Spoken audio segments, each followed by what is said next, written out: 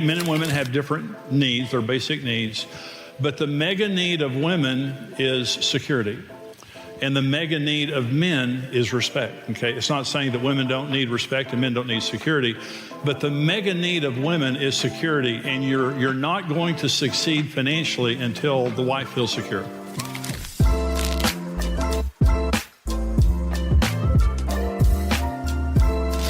In this session, I'm talking about building financial intimacy and partnership. I want to talk about money. People get married because of sex, money, and children, and people get divorced because of sex, money, and children. And so it's interesting that the reasons that we marry, many times the pleasure areas of marriage can become extremely painful if we don't know what we're doing. And so I want to talk about this issue of money. Marriage is the greatest wealth-producing entity on earth. Married people are much better off financially than people who are single or cohabiting. And so it's something that we need to learn how to steward. And I want to talk about, first of all, just the significance of money. Partly the significance of money is it's an everyday issue. It's not something you do every now and then. It's an everyday issue. And so we have to get it right. It's also a part of the core of marriage. Now, when the state of Texas, or whatever state or country that you're from, and welcome for all the simulcast sites, for all the people watching at home, wherever you're from, whatever state, the state looks at your marriage in three ways: sexual exclusivity, next of kin, and financial unity. That's what marriage means to the state of Texas. Sexual exclusivity, next of kin, and financial unity. That's a part of the core of marriage. In other words, it's a very important part of the reason that we're married. But also, money is an essential element of trust that develops intimacy. If you don't get money right, it's going to be hard or harder to have intimacy in marriage. And so the mega need, men and women have different needs, their basic needs, but the mega need of women is security.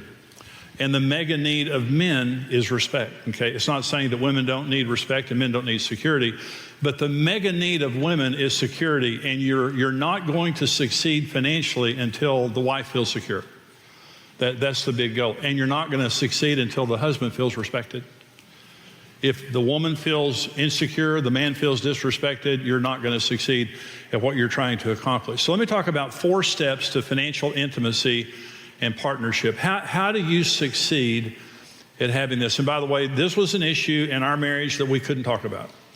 Karen, this was a radioactive issue in our marriage. When we first got married, we could not talk about the issue of money. It was absolutely horrible. And so number 1 step to financial intimacy and partnership is mutual respect. And what that means is I need you. I need you to be a partner with me in finances. Now, sometimes there's chauvinism, where you'll have a man who feels as though that it's his job to run the finances, and he demeans his wife or disrespects his wife. Sometimes it's a woman who does that. Prior hurts. Sometimes you come into a marriage maybe with some prior hurts or something that caused you to be, a certain way financially. But there has to be a communication between both spouses that just simply says, we're partners. Marriage is about sharing. Okay. We get married because we want to share our lives with someone. But what ruins marriage is dominance, when someone begins to dominate the relationship. And I'll talk about that more in just a minute, but I want to talk about money languages for just a minute. So there are 4 money languages. When Karen and I first got married, of course, we fought constantly about a lot of stuff, but money was one of them. And when I became a marriage counselor, I came across an article by a doctor, Dr. Kenneth Doyle, who is a financial psychologist at the University of Minnesota. And he found that we view money in 4 different ways, that all of us have a money language, and we don't see money the same. Now, you and your spouse probably do not see money the same, and because of that, you argue or you fight or you don't get along in that area. Here are the 4 money languages that Dr. Doyle found. The first is driver. Money means success. To a driver, when they see money, to them it means success. It protects against the fear of incompetence. The second is amiable. This is my money language. Money means love. Relationships and people are the focus of their financial desires. Money means love and affection. 3 is analytic. Money means security. It wards off chaos and problems. Karen is analytic. Number 4 is expressive. Money means acceptance and respect. Money means acceptance and the basis of relationship with desirable people. So there's the driver, money means success. Amiable, money means love. Analytic, money means security. And expressive, money means acceptance and respect. Okay, so we all speak our love. Our money languages speak love. A driver shows love by showing. He shows you something, big house, big car, whatever it is. Amiable by sharing. An analytic by saving. And these are, to amiables, these people are crazy. But they show love by saving. And expressive show love by spending and shopping. They want to make you look better, so you'll be accepted and stuff like that. So driver, amiable, analytic, expressive. So now just watch the response here. Okay. So how many of you can find yourself in one of those money languages? Raise your hand. Okay, raise your hand. Okay, everybody's got their hand up just about. Okay, put your hand down. Okay, so how many of you can see your spouse in one of those money languages? Raise your hand. Okay. Okay, everybody got their hand up. Okay, so how many of you are different than your spouse in your money language, right? Oh my gosh, the hands, before I even got it out. There you go. Okay, how many of you are the same? Anybody the same here? Oh my goodness. A few, I see a few hands, you have the same money language. Okay, so every money language has a weakness. You have a strength, but you have a weakness. And so drivers can be materialistic. Analytics can be tight. They are tight, let me just say it that way. Analytics can see money is more important than people. They can. That's not always true, but it's sometimes true. Amiables can be non-structured, not a good money manager. And expressives can use money like people use drugs to sedate. And so Karen and I got married, and I was an amiable, and she was an analytic. And Karen is a saver. Now, Karen is very generous. I'll tell that story in just a minute, but we fought constantly about money, and Karen would say, "You're just a spendthrift." And I'd say, "You're a tightwad. You're the kind of person you're going to die with all your money in a mattress and nobody's going to love you." And she said, "Well, at least I'll have a mattress." So you're better if you're different. You're better off if you have a different money language. So Karen and I make a great team. Now, we didn't know it back then. We judged each other. We rejected each other. We fought like cats and dogs. But see, we make great decisions together. So what is important to me, this is just an example of, kind of the conversation we have. So I said to Karen, "I want to take our family to Disneyland." And Karen said, "I don't want to go into debt to take our family to Disneyland." And I said, "Well, I don't either, Karen, but I want to take our family to Disneyland." She said, "Well, as soon as we have the money, we'll go to Disneyland." And I said, "Well, okay, let's begin to save to go to Disneyland." Okay, so we did. Now, this is after we got over the fighting stage. And so, in other words,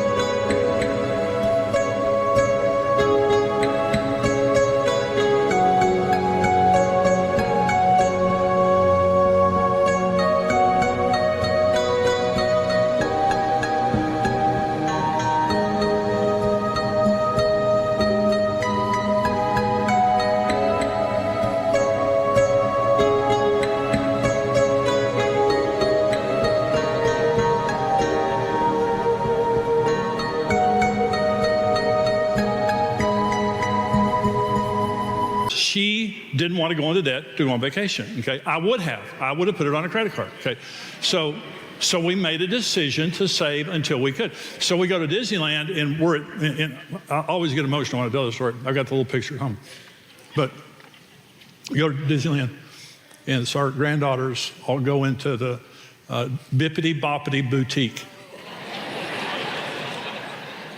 and get their hair all done, get glitter all over their face. And they come walking out.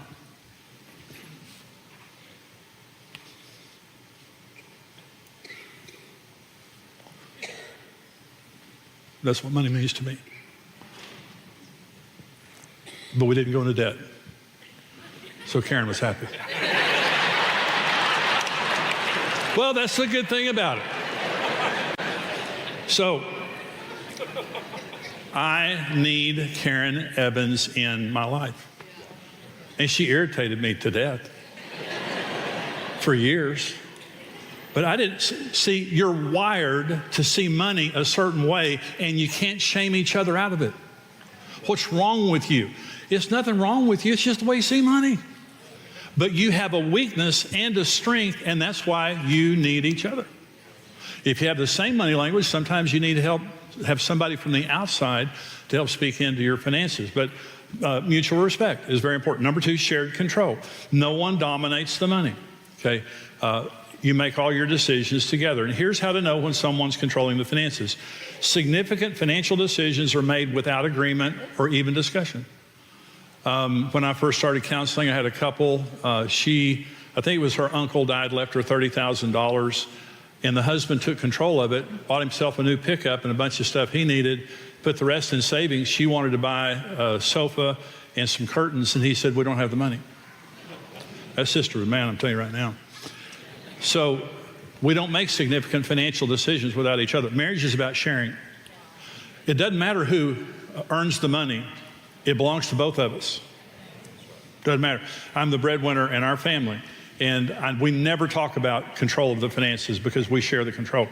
Here's how to know that someone's controlling it is one spouse makes the other pay a price for disagreeing with them or stating their opinion. Now, this is dominance, and I was very dominant when Karen and I first got married. Okay, so when you have to pay a price for disagreeing, that's called control. And so when Karen and I make decisions, and I'll talk about it more in just